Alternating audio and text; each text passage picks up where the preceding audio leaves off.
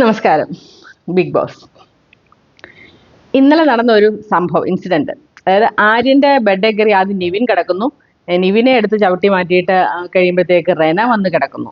അപ്പൊ റെന വന്ന് കിടക്കുമ്പോൾ മാറാൻ ആര്യം പറയുന്നുണ്ട്. പക്ഷെ പറഞ്ഞിട്ട് മാറാത്തതുകൊണ്ട് പെട്ടെന്ന് അവളുടെ മുകളിൽ കൂടെ അപ്പുറത്തോട്ട് കിടക്കാൻ തുടങ്ങും. എന്തോ കാണിക്കും, ഇവള് പെട്ടെന്ന് ഇറങ്ങി മാറുന്നുണ്ട്. അങ്ങനെ സംഭവം ഇന്നലെ നടന്നു. പക്ഷെ അത് നമുക്ക് ആര്യനെ സപ്പോർട്ട് ചെയ്യുമല്ല. പക്ഷെ എന്നാലും ഇത്രയൊരു അവളോട് എഴുന്നേക്കാൻ മാറാനോ അല്ലെ കയ്യെ പിടിച്ച് മാറ്റാനോ അങ്ങനെ ഏതെങ്കിലും രീതി പ്രയോഗിക്കായിരുന്നു. അതിന് പകരം ഇങ്ങനെ ഒരു കുൽസിത പ്രവൃത്തി ചെയ്തത് ശരിയായില്ല. അപ്പം അത് റെനയ്ക്ക് അത് കുറച്ച് കഴിഞ്ഞപ്പോൾ അത് എന്തോ ഹെർട്ടായ പോലെ നമുക്ക് തോന്നുന്നു. റെന പെട്ടെന്ന് എഴുന്നേറ്റ് പോകുന്നുണ്ട്. അത് കഴിഞ്ഞപ്പോൾ അത് ബിന്നിയോട് പറയുന്നു. അറിയാമല്ലോ, കുത്തിത്തിരിപ്പിന്റെ റാണിയാണ് ബിന്നി. അതെല്ലാവരും ബിന്നി തന്നെ അംഗീകരിച്ച കാര്യമാണ്. ബിന്നി അത് നിനക്കതങ്ങനെ തോന്നിയെങ്കിൽ നീ അത് ആര്യനോട് സംസാരിക്കുന്നൊക്കെ പറഞ്ഞത് പ്രശ്നമാകുന്നു.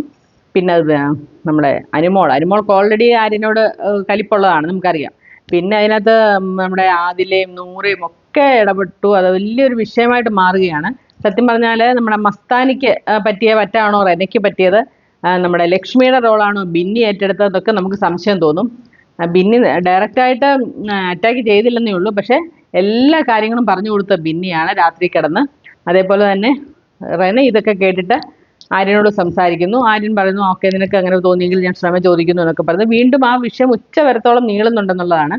അക്ബറൊക്കെ അത് ആര്യനെ സപ്പോർട്ട് ചെയ്യുന്നു. കാരണം എന്താ വെച്ചാൽ നിന്റെ ബെഡിലല്ലേ, നീ അവിടെ ബെഡിലല്ലല്ലോ പോയി കിടന്നത്, അപ്പൊ പിന്നെ നിന്റെ ഭാഗത്ത് തെറ്റ് കാണില്ല എന്ന് ഞങ്ങൾ പ്രതീക്ഷിക്കുന്നു ഒക്കെ. അങ്ങനെയുള്ള ഒരു കുറേ പ്രശ്നങ്ങൾ നടക്കുന്നു. അനുമോള് വീണ്ടും കരച്ചിൽ കാർഡും ഒക്കെ ആയിട്ട് വന്നിട്ടുണ്ട്.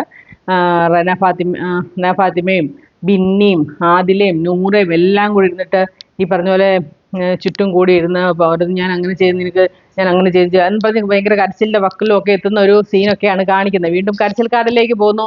ഇനി പ്രവീൺ പോയതിന്റെ വിഷമമാണോ എന്ന് നമുക്കറിയില്ല. ഇനിയിപ്പോ സപ്പോർട്ട് ചെയ്യാൻ മറ്റേ പ്രവീൺ നല്ല സപ്പോർട്ടായിരുന്നു, സപ്പോർട്ട് ചെയ്യാൻ പുതിയ ആളൊന്നുമില്ല. അപ്പൊ അങ്ങനെയൊക്കെയുള്ള ഒരു സംഭവം ഇതിനകത്ത് നടക്കുന്നുണ്ട്. പിന്നെ ഇന്ന് ക്യാപ്റ്റൻസി ടാസ്ക് ഉണ്ടായിരുന്നു. അതാണ് ഇന്ന് മെയിനായിട്ട് നടന്ന ഒരു ടാസ്ക് എന്ന് പറയുന്നത്. അപ്പം റെനയുടെ ഇപ്പോഴും അടങ്ങിയിട്ടില്ല. ഇടയ്ക്കിടയ്ക്ക് ഇങ്ങനെ പൊട്ടിത്തെറിച്ചുകൊണ്ടിരിക്കുകയാണ് റെനയുടെ പ്രശ്നങ്ങൾ. പക്ഷേ ഇന്ന് ക്യാപ്റ്റൻസി ടാസ്ക് ഒക്കെ ആയിരുന്നു. അത് കാരണം അതിനകത്തൊക്കെ മുങ്ങിക്കിടക്കുകയാണ്. പക്ഷെ എന്നാലും ഇടയ്ക്കിടയ്ക്ക് ബിന്നിയും അനുമോളും ഒക്കെ തിരികെറ്റാനുള്ള ശ്രമങ്ങൾ നടക്കുന്നുണ്ട്. നമുക്ക് എന്താണെന്ന് നോക്കാം. എന്തായാലും ഈ വിഷയം ലാലേട്ടൻ ചർച്ച ചെയ്യുന്നുള്ള കാര്യമാണ്. കാരണം അത് കാണിച്ചിരുന്നു, എപ്പിസോഡിൽ കാണിച്ചത് കൊണ്ട്.